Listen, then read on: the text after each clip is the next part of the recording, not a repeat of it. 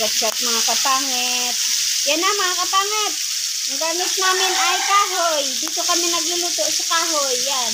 Tambak man yung mga kahoy dito. Sayang naman kung hindi gamitin. Yan. Nagluluto si Ate Pangit ng isda. Pritong tilapia. Yan, isa na lang. Yan, paubos na yung pinaprito niya.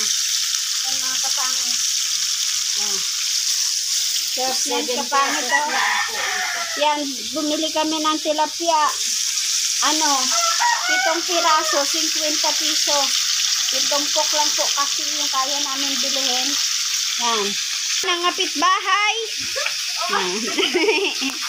Yan. Si Pangit. Pinawisan yun ng baby girl ko. Punas mo na. Pangit. Ang sarap.